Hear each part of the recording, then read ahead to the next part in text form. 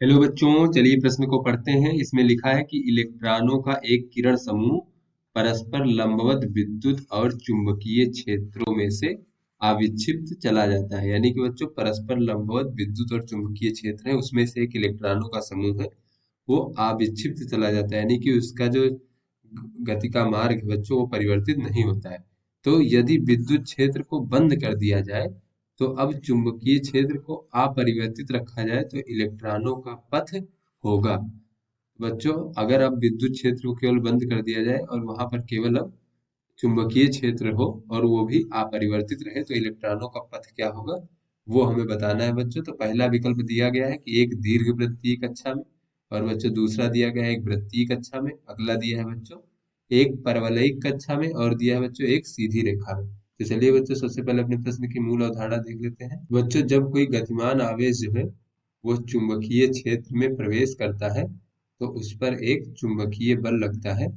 उसे बच्चों हम लोग लारेंज बल कहते हैं। बच्चों चलिए देख लेते हैं लारेंज बल क्या होता है बच्चों, और किसका मान कितना होता है। लारेंज बल लगता है बच्चों, लारेंज बल हमारा होता है F बराबर आवेश का मान Q और गुणे बच्चों V सदिश। बच्चों ये इसका वेग का सदिश है, और ये कैपिटल V सदिश बच्चों चुंबकीय क्षेत्र की तीव्रता है। तो बच्चों वेग और चुंबकीय क्षेत्र की तीव्रता, इन दोनों सदिशों का सदिश गुणनफल, और बच्चों ये Q आवेश।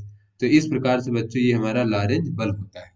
तो बच्चों ये लारेंज बल यहाँ से हमें दिख रहा है कि वो वेग यानी उसकी गति की दिशा के भी लंबवत होता है, और चुंबकीय क्षेत्र की तीव्रता की दिशा के भी लंबवत होता है। तो बच्चों इन दोनों की दिशाओं के अभिलंबवत होता है।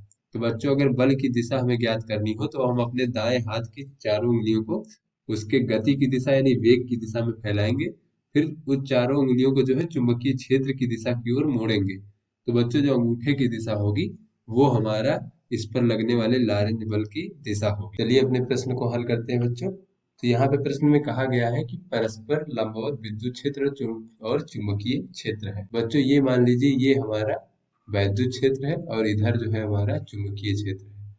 तो ऐसे में बच्चों, अगर हमारा इलेक्ट्रॉन समूह इस दिशा में इस प्रकार से गति करे बच्चों, इस प्रकार से अगर इलेक्ट्रॉन समूह हमारा गति करे इस प्रकार से वी चाल से, तो यहाँ पे बच्चों इसमें दो बल लगेंगे, एक तो वैद्युत बल और एक दूसरा चुंबकीय बल। तो वैद्युत बल बच्चों किधर लगेगा, तो वैद्युत बल हमें पता है कि ये ऋणावेश है, तो ये वैद्युत क्षेत्र की दिशा के विपरीत लगेगा बच्चों। तो इस पे जो वैद्युत बल लगेगा, वो वैद्युत क्षेत्र की दिशा के विपरीत इस प्रकार से लगेगा। और बच्चों चुंबकीय बल किधर लगेगा बच्चों, तो चुंबकीय बल जो होता है वो, ये जो v इसकी गति की दिशा है, इधर अगर हम अपने दाएं हाथ की उंगलियों को फैलाएं बच्चों, और जो है इसको चुंबकीय क्षेत्र की ओर मोड़े, तो अंगूठे की दिशा जो होगी, वो जो होगी ये चुंबकीय बल की दिशा होगी। तो बच्चों ये लंबवत ऊपर की ओर इस प्रकार से होगा, इस प्रकार से चुंबकीय बल होगा। बच्चों जैसा कि प्रश्न में कहा गया है कि जब ये परस्पर लंबवत क्षेत्र से गुजरती, इस प्रकार से गुजर रही है, इलेक्ट्रॉन का जो किरण है वो इस प्रकार से गुजर रहा है बच्चों, कि वो उसका जो पथ है वो अनिश्चित चला जाता है। तो यहाँ पे हमें बच्चों दिख रहा है कि ये जो है लगने वाला जो दोनों बल है वो बराबर होगा, तभी जो है ये अनिश्चित चला जा रहा है। तो ऐसे में बच्चों हमें दिख रहा है कि ये लगने वाला बल का परिमाण परस्पर समान है और दिशाएं विपरीत हैं, तो इसलिए इस पर परिणामी बल कुछ नहीं लग रहा है। तो यहाँ पे बच्चों में दिख रहा है कि ये जो वेग है, इसकी जो दिशा है, वेग की दिशा और बच्चों ये चुंबकीय क्षेत्र के बीच में 90 डिग्री का कोण है।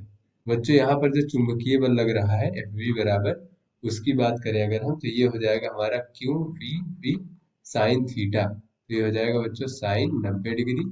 तो यहाँ से बच्चों ये चुंबकीय बल लगेगा क्यू वी वी।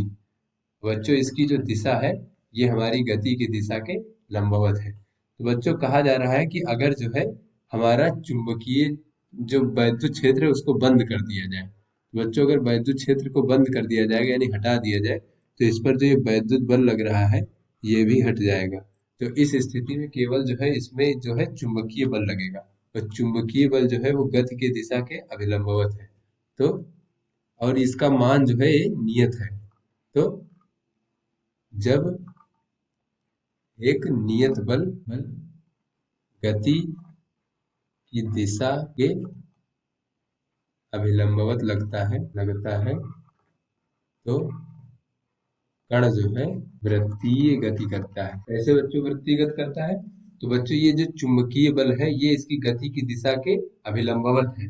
तो अभिलंबवत होने की वजह से बच्चों इस चुंबकीय बल का कोई भी घटक जो है इसकी गति की दिशा में नहीं होगा। तो इसका जो चाल v है बच्चों वो नियत रहेगा, वो समय के साथ परिवर्तित नहीं होगा, समान चाल से चलेगा।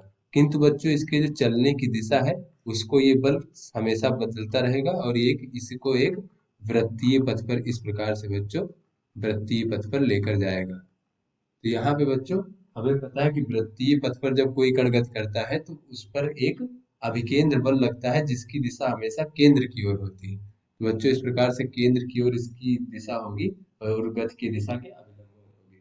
तो बच्चों जब उसकी चाल परिवर्तित नहीं होगी तो वृत्तीय पथ पर गति करेगा। तो बच्चों हमारा यहाँ सही विकल्प हो जाएगा विकल्प बी, एक वृत्तीय कक्षा में।